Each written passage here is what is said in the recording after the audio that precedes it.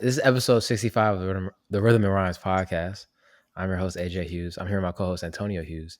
And I wanted to start by seeing if you could guess the top 15 songs in New York City right now. It's updated daily, according to Apple Music. Um, I would say the top 15 songs off the top of my head. Um, I would probably say, ooh, definitely some off that new Ice Spice. Like I think that song with her and Travis Scott would probably be in there. Um, it's not. Wow. Okay. She's on there. Um, She's on there, but not that one. okay. So I think maybe Delhi might still be on there. Delhi's not on there.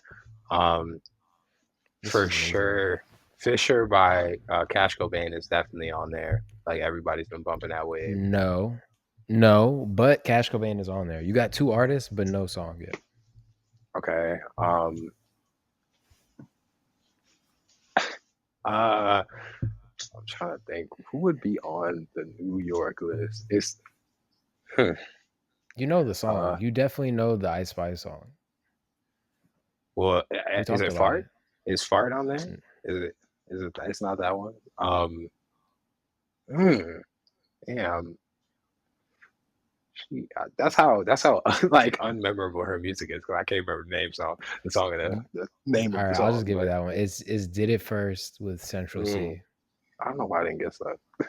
That's crazy. Okay, and then if we're saying Cash Cobain is still on there, um, I don't know his song names either. I just sing them. Like, hey, is it Grippy, him and J. Cole? No. Dang. He's got two songs on here, low key. So Fisher's not on there. Grippy's not on there. Not My Problem. I've been hearing that one around a lot. Is Yeah, that that Cash one. Cobain? Yes. No. Now my problem. Okay, no. So not that one. That would go hard though. That would do Yeah, go no, hard. that beat is crazy. And you know what's funny about that? I'm not trying to cut in, but like there's people hopping on it. Like we be talking about niggas hopping on beats that are, yeah, but I thought that was crazy. But what are the names of his songs? Not Grippy, not Fisher, not who is I wish I knew more Cash Cobain song names. Because I don't. And I know that he has that one. I don't know. I'm not gonna lie, I I can don't give you know. some artists. I can give you some artists. Yeah, give me some artists. Um, Kendrick Lamar. So Euphoria or Not Like Us. Bingo. Not Like Us is number 7. There's another OVO artist. There's an OVO artist on here. Well, there's two of them. Two OVO artists. No Chill by Party. Yeah, that's one of the biggest songs in the That's country right number now. 10. So. Okay, and I got then this orange juice. I'll probably say if there's another OVO artist, we're gonna go Drake, obviously. I don't think Push Ups would be up there, but More maybe Family recent. Matters. More recent. Oh, is it that song with him and Gordo, like Healing, or More recent. is it off 100 Gigs? And so is it Blue Red Green? Is that the one, or is it's Up? Who's the other one? Blue Red Green is number 2. What? Or blue. It's called Blue Green Red. Yeah. Oh yeah, I can't believe that's number 2.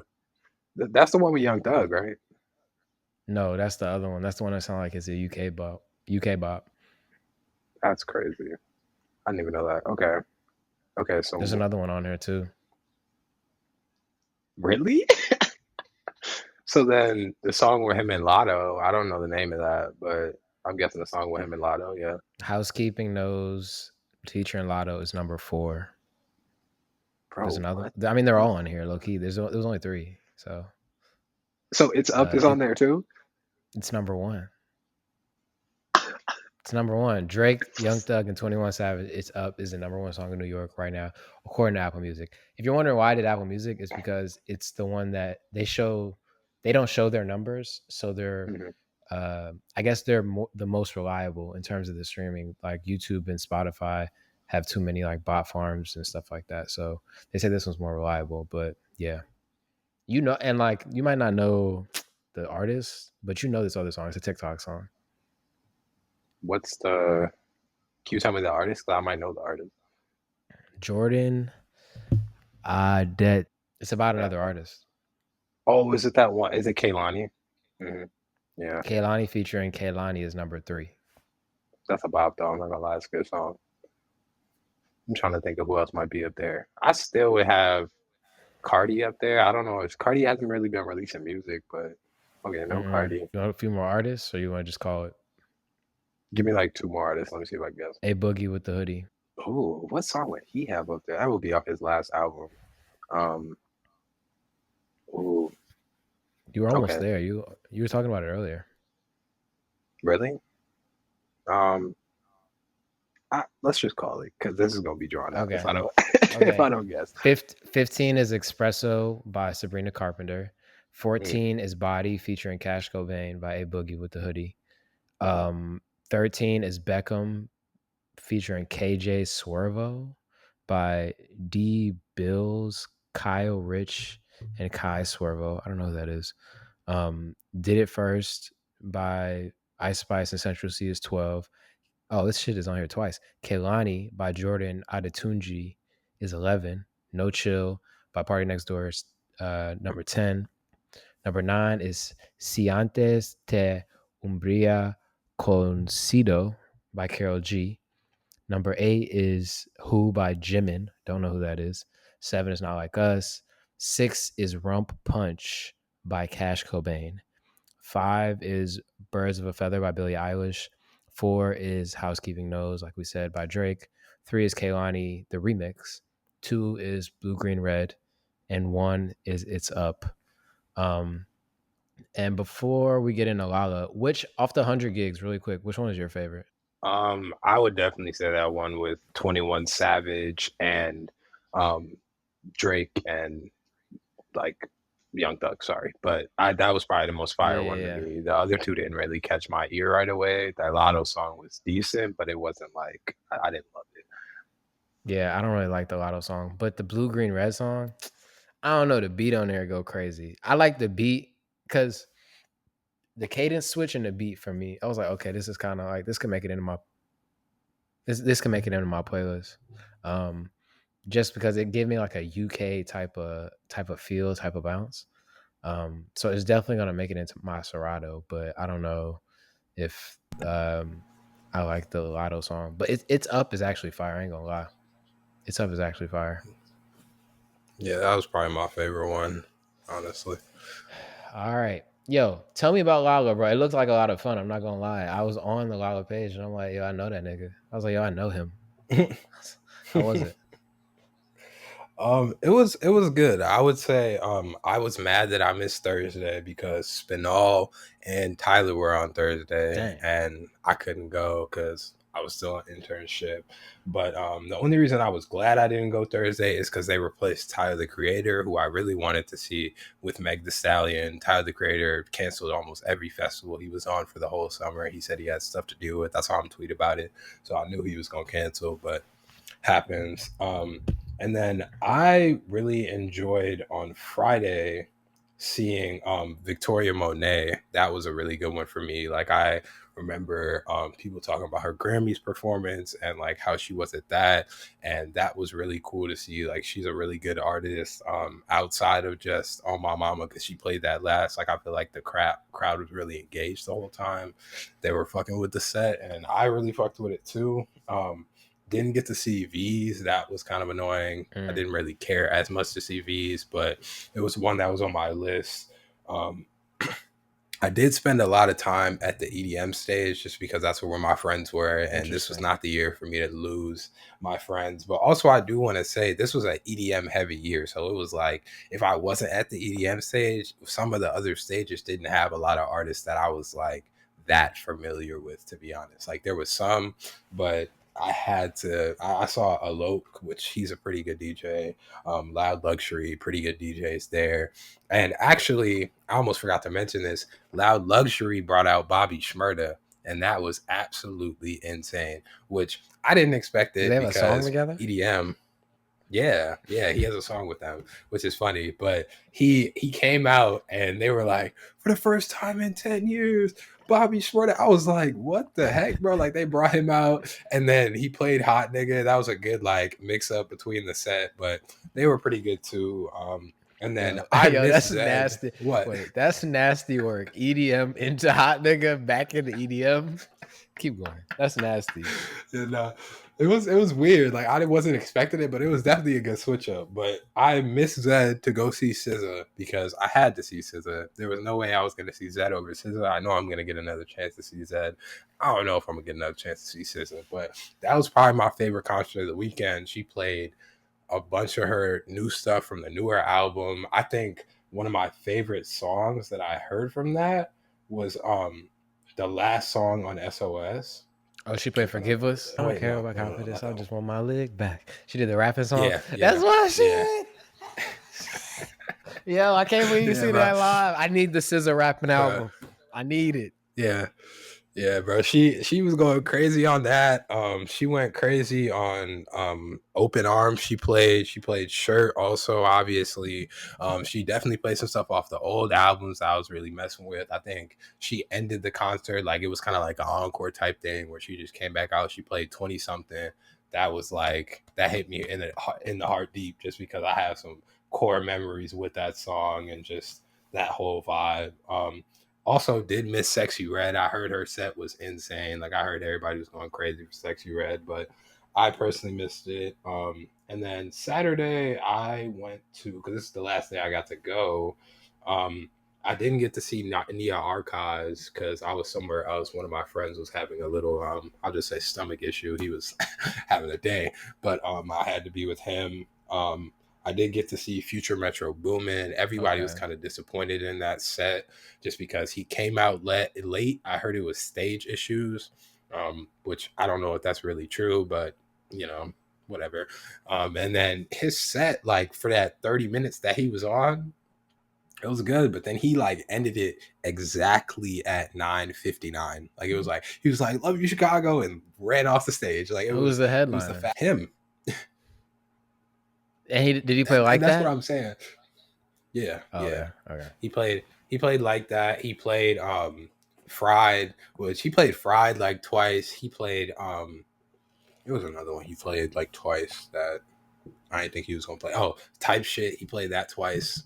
Like that was my only issue with his set. Like he played a couple things twice when he could have went into like his shit. Because even besides them two albums, him and Metro have like a lot of music together. So Yeah. I was expecting them to dig back into the old crate. They did play some older stuff. Like there was some stuff I was like, oh shit, I ain't heard this in a while. But I'm still on the whole. Like I would love to see who's curating artist sets because I You, don't know how they're coming out with you know what's interesting about it.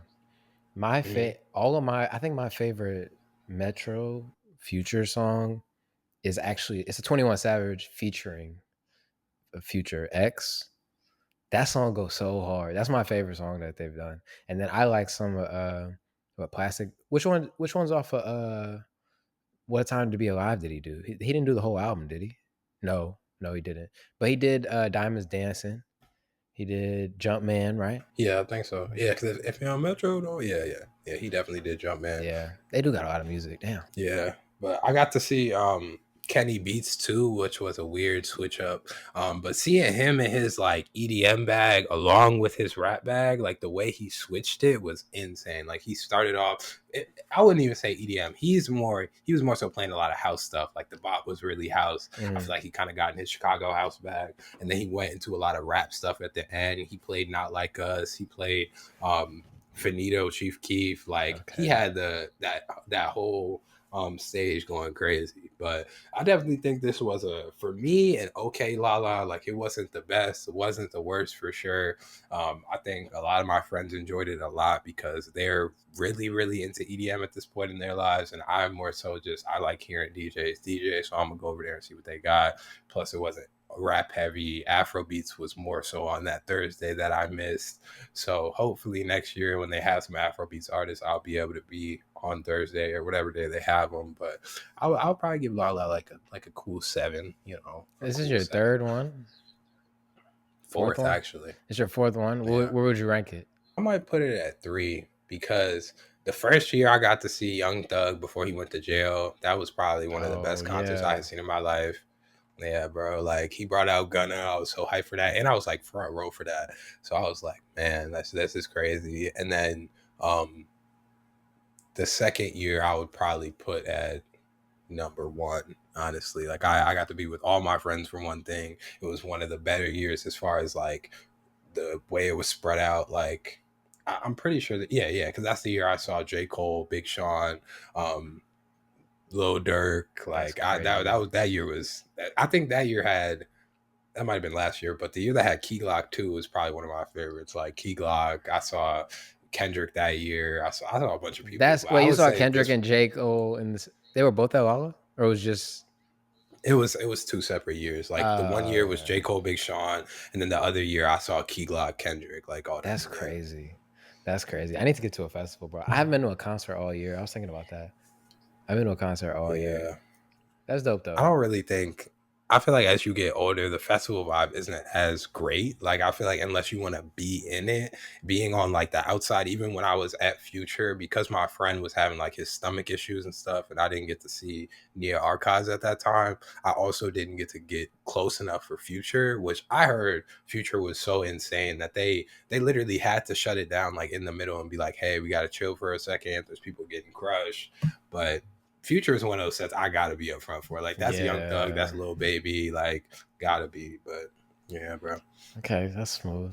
That's smooth. That's dope. Lollapalooza is like a, I don't know. It's like what's the word I would use? It's like tradition in Chicago. It actually is like tradition, bro. And it's crazy that when you were like this weekend, I was listening to uh Jackman by Jack Harlow, and that first song, "Common Ground," I when he's talking about it, he has that bar. It's like white boys in Larry Bird jerseys, ready to say, waiting on a 4 count to say the N word or something like that. I'm like, yo, Lala. I'm like, that's my culture. I'm like, that's home. I was like, yeah, that's home. But no, that's dope. That's dope. I definitely might try and get out there next year. If they curate, like whenever I see the lineup though, I just never feel like it's something that I'm like, I have to see this. You know what I'm saying? Like there's a couple artists where it's like I will go to their own show, but who knows? Maybe I'll go next year. Fuck it. Yeah, I think this year was the first year I didn't feel like that, where I was like, I need to go, but I was like, something else to do with my friends. I love going to these concerts. There's gonna be a couple artists each day that I'm gonna like. But next year, Broccoli City is like my top pick. I want to go to Broccoli City next year. Yeah, that looked hard this year. I'm not gonna lie. It looked hard. All right, let's get into new music, man. Let's get into new music. The album I've been waiting for. I'm not gonna lie. Asake, Lungu Boy. I think that's how you pronounce it. Sorry if it's mispronounced. We got 15 songs, 48 minutes, and a crazy feature lineup with Wizkid, Travis Scott, Stormzy, Central C, and Ludmilla, someone I had never heard before, but am becoming a fan of. What were your initial thoughts? What did you think? Did you like this album? It's too early to rank it among his other albums, but I would just like to know your initial thoughts. This was definitely my most listened to project of the weekend. Like I ran this back a couple of times. I love this album. I thought it was very much so outside of his normal box, outside of his normal sound, in my opinion. I don't know if you feel like that, but I did feel like he did have a switch up. I really don't want to hear those. Is he the baby? Is he that? I don't want to hear that no more. I feel like he tried a lot of stuff on here. It was a lot more of like a darker, kind of just dirtier tone, I guess you could say, to a lot of the beats and a lot of the sounds he was using. I think my brain is just crazy when it comes to music, but the first thought I had was like, this was like when Kanye did 808s. Like it was really a deviation from what he normally does. I feel like that's kind of the feeling I got. I loved a bunch of songs on here. I think Skating is probably going to be my most listened to song of the year. I love that song. I love the whole bop. I love how it starts in a completely different place than it ends. Like just a crazy song for me. I think Wave sounded way better on in the course of the album. Like I think the first time I heard Wave, even you said that, like it wasn't like nothing crazy. It was cool. But when I heard it after like skating into that, like it still had me going. I would say the only song that I skipped on here and I tried it multiple times was that Stormzy song, bro. I don't know Same. what it Yeah, is. yeah, yeah. It wasn't it. Bro, yeah, but also my last thing I'm gonna say, and I want to ask you this question. Okay, so we're gonna go Sitting on Top of the World by Burna Boy or Active by Travis Scott and Active. Asake. What you thinking? You Active. think Sitting so? on top of Yeah. the world is ass. I hate that song. I actually hate that song. Like I love Burna Boy, but that's like probably my least favorite Burna Boy song I've ever heard. I'm not gonna lie to you. Active is Yeah, hard. I thought it was Active is so hard, and I like the way he kind of mixed the bounce into it too. Like I like how he took the Americanized sound and put it into his own world. Like I felt like that was crazy, but I love this album. That's what I'll Yeah. say. This album is actually really nuts. Yeah, the baby comparison I made super early on, I retract it completely. You know what I'm saying? I definitely do not think that anymore. But this album, I have so many thoughts about it. Like, I feel like the way he was able to collaborate with all of these artists was very interesting. Um, except for Stormzy. I think what happened with that was personally, like, I do want to get into like what his team is doing because I think this was very intentional in terms of like trying to appeal to a more global type of sound. You know what I'm saying? Like even probably my favorite beat on here is Wine because he used the what you call it, the Mary J. Blige sample. Did you catch that? The catch it was which one is that? Real Love? Real Love, Mary J. Blige. I was like, that's hard. That was so hard. Um, but yeah, there's so many songs on here that I love too. At first, I wasn't the biggest fan of MMS with Wizkid, but eventually it kind of grew on me. I like My Heart's Decent. Worldwide is probably one of my favorite songs because of the beat switch. I love a good beat switch. Active with Travis Scott. Um, a collaboration I didn't think I needed, if I'm being honest. I didn't think I needed this, but I'm glad I got it. It's probably my favorite collaboration on the project. Like you said, Wave definitely sounded better within the flow of the album. And then the last three, bro, uh, Legally, Wine, and then Fuji Vibe. The beat switch on Fuji Vibe, bruh, that's my shit. That's my shit. I'm not gonna lie. This is a very strong project. And off the first couple listens, I can say I like this one better than a work of art. Personally, already. I don't know. I don't know if anything will top his first album. I'm sorry. But at least work of art, yeah. At this point, I'm ready to say that. I think I'm gonna give it some more time personally because I loved a work of art, but like this was different. Like this was just a whole nother like it was like he literally stepped into a different lane and started walking, bro. Like that's what it felt like. I think the only other song I want to say something about is yeah, bro. One of the craziest songs I've heard this year. It's on that level of like Yayo and like what's the other rebel song, bro? The one on that same album. You talking about Ozeba? Yeah, it's on that level for me. Yeah. Like Yeah, that one's hard. That one's hard. I will say, like, um, I wanted to speak about like how they like put this album together, and I feel like it was intentional for them to appeal to like a more global. I feel like as he's getting bigger, they're now like, okay, like how can we introduce him into America better? How can we introduce him into the UK better? I feel like that's why he went for a Central C and a Stormzy because they're two of the biggest artists in. I mean, I would say they're probably the two biggest rappers in the UK right now. I think S- Stormzy's bigger. I think Stormzy's bigger than Dave. So yeah, I would say that's why he did that. And then Travis Scott, it just kind of goes without saying, like he's one of the biggest artists here. So well done. That's what I'll say. Well done. It was a good project.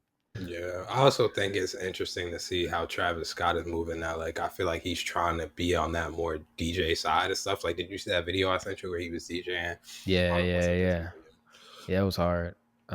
Okay, I want to get into Sugar Honey Iced Tea a bit, and then I want to get into the Larry June project. Um, Lotto put out another project. I'm pretty sure this is her second one, right? Is her second album? 21 songs, 1 hour long, features from Young Nudie, Honcho, Coco Jones, Meg Thee Stallion, Sierra, Mariah the Scientist, Tizo Touchdown, and then she did the streamy shit again and put the disc 2 on there with Cardi B and Meg Thee Stallion and Flo Milli. I didn't make it through this entire project. I'm not gonna lie to you, but I did make it through probably like I'll say like half. But what did you think about it? I thought it was pretty good. I do think I liked how I didn't feel like her sound was that different, but I feel like She had good beat selection on here. One of my favorite producers, Coop, who works with Young Nudie a lot, he was on here a decent amount, and I'm pretty sure he produced. Um, I'm pretty sure I thought he produced either Sunday Service or Put on the Floor, but I'm probably wrong. Don't quote me. It was one of those bigger Lotto songs that he had produced, and I didn't know he was on that. But shout out to him. I thought this album was pretty good too. I thought her feature selection was also a little different. Like I didn't expect to see her with Sierra. I didn't expect to see her with Tizo. Young Nudie makes sense because of the Atlanta collab. But even Coco Jones, like I thought that song was really good. I thought the way Coco was singing on there was great. Coco Jones is becoming one of those like staple R&B. I'm gonna put you on a hook and it's gonna go crazy artists. But I think I want to listen to this project more. Like I think I need to give it a deeper listen. I think it's one of the better. I don't want to just say it's one of the better female rap projects. I think it's one of the better sounding rap projects this year. But out of that female lane, I think this is one of the better ones compared to like even though I said I like Megan, like even though the JT album was yeah, like I think this one is gonna stand out through all those other ones for sure. I'd agree with you.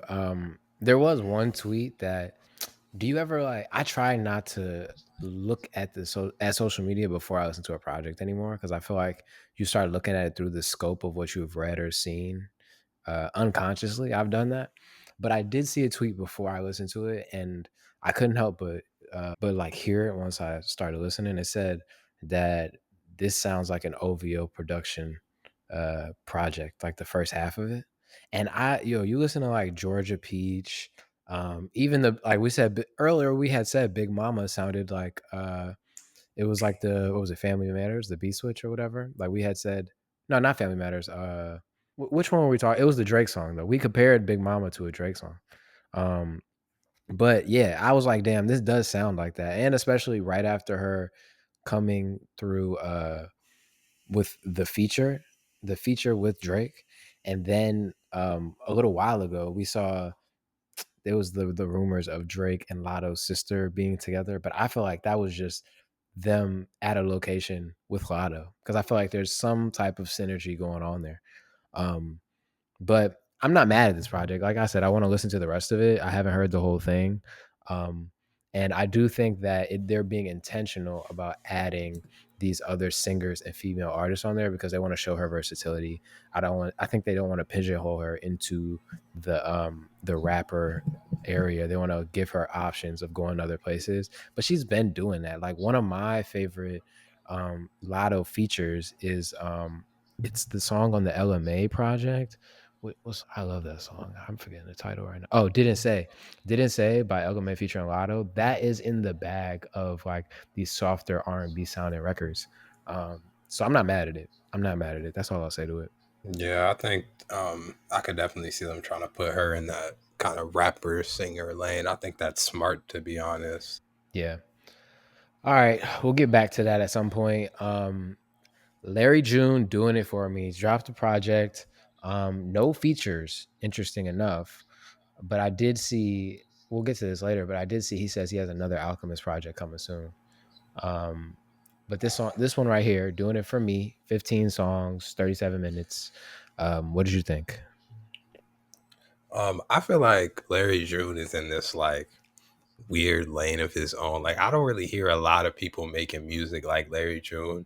I feel like it's really West Coast. I feel like it's really like to the almost paying homage to a lot of the older stuff, but I like how he interpolates new sounds and brings in new stuff. And I always like I feel like the only person I can really compare him to, and not even musically and more so like content wise, is like Rex Life Raj. Like I feel like he's talking about like Yeah. men's like improvement and like being on your shit and being a boss and all that type of stuff. And I feel like this is one of those albums I can always sit back and just chill to. Like I feel like it's a really easy listen in my opinion.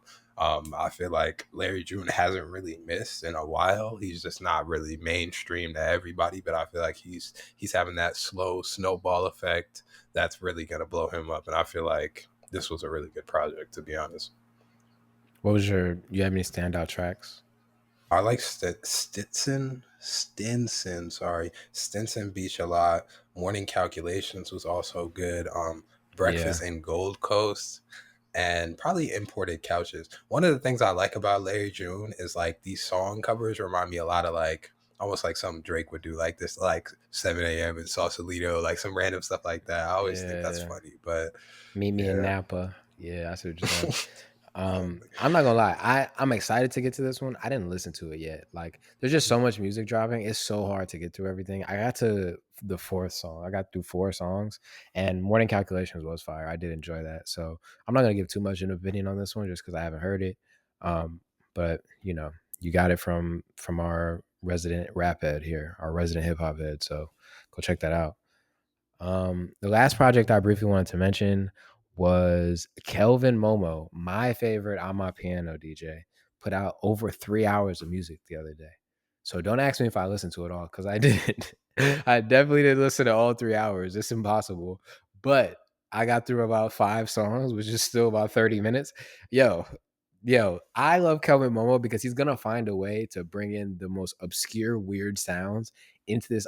Like, and the way that a lot of Amapiano, at least is structured, it's like legitimately building on the beat, right? So you'll start with a couple of instruments or sounds, and then as time goes on, within 30 or 45 seconds into the record, they'll add another one, and then the chorus will come, and then they'll go back, and it's a continuous build.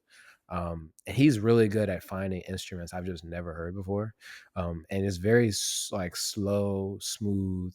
Like the intro song is called like something jazz. Let me pull it up.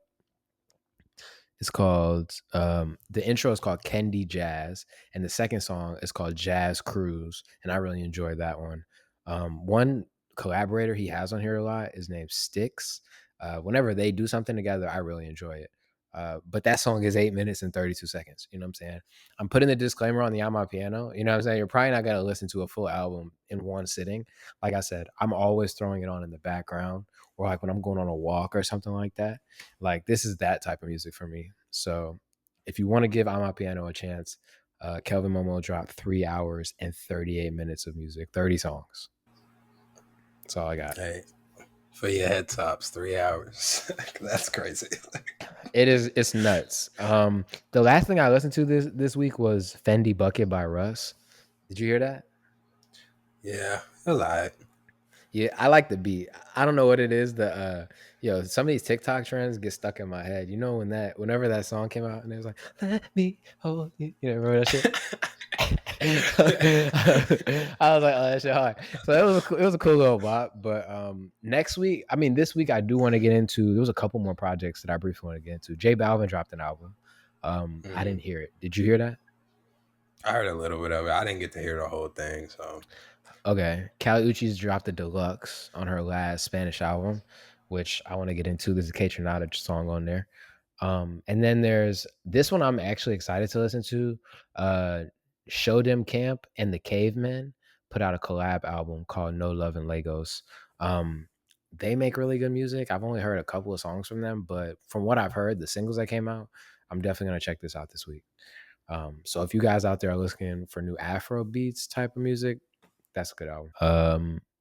That's it on the new music tip, right? You didn't have anything else? I was gonna mention J Balvin, but I gotta listen to it more, and then I want to go listen to Kali Uchis because I didn't know she dropped. Yeah, that was a surprise. So I'm excited to do that. All right, you got something for me, artist for artist. You bring me this BS from the internet. Let's go. Let's go. So I'm gonna try to find the tweet. I'm gonna dig through my likes, but there was a little bit of Twitter beef going on after Vince Staples dropped his last project, and people were saying Vince Staples was better than J. Cole. Now, granted, I like Vince Staples a lot. Think he's a cool guy, funny guy, but J. Cole is that guy to me still. Have y'all heard the Train of Truth? No, I'm just playing. We ain't even got to get into it. But I just wanted to see AJ's opinion on this. And then I think we're going to go the three songs first and see what he thinks. And then kind of more so roll into who do you think is better overall. But I'm going to give you these songs and I want to see what you think. Also, tell me if they're good matchups. So my first one is North North, because we're just going big song right now, like one everybody would know, or Middle Child. What you think? That's actually a good one. I'm not gonna lie. Niggas been counting me out, counting my bullets. I'm loading my. North North is North to me is more, I guess. It's like I don't want to say local, but that's a Cali record. Middle Child is just I go Middle Child. Middle Child. I picked North against that because that's one of his most streamed songs overall. So I thought that would be one a lot of people would know. But okay, we're gonna go When Sparks Fly versus Kevin's Heart. And this was a hard one for me because I almost put Wet Dreams here, but I feel like that's a sweep. Yeah, this is a good matchup too. I would go When Sparks Fly. You think so? Yeah, When Sparks Fly is that's the one where he's talking to the gun or whatever, right? Yeah, that one's hard. Yeah. I'm not gonna lie, I'm picking that now because I didn't even realize he was talking to a gun. That's actually a crazy concept. Yeah, so no, he talked about this in the interview. I'm gonna find the clip, but he was basically saying it was like he was comparing he was talking to the gun as if it was a woman. So if you listen to it through either lens, you know what I'm saying? Like you could see either one. But he said he's really talking about a gun, but on the surface level, it sounds like a woman. That shit hard. That's crazy. That's super crazy. Okay. Last one. We're gonna go Applying Pressure, J. Cole, or Black and Blue. Now this one I didn't know if it was a good matchup, to be honest. I didn't really like this matchup, but I don't know. I'm gonna go Applying Pressure. I feel like this was the only matchup where I'm kind of like, off of that album, Applying Pressure, I would probably say, you know what would be a better matchup? Honestly, it would be Applying Pressure and Okay. Yeah, I can see that. I can see that. Huh? Yeah, no, that shit. Hey, now you convinced me, bro. I'm gonna have to go back through that catalog and see. Maybe Vince Staples is that guy, and we just didn't know it. I don't know. Yeah. I mean, I felt like it was a good argument because I'm like, Vince Staples is a good artist. I'm not going to sit here and say he's not, but it's like we was just putting J. Cole in a top 3 conversation, and now we compare him to Vince Staples. And I had to sit back and think, like, could he be compared to Vince Staples? But yeah. All right. That was good. You should do that again. You should do that again with like other artists. I like that.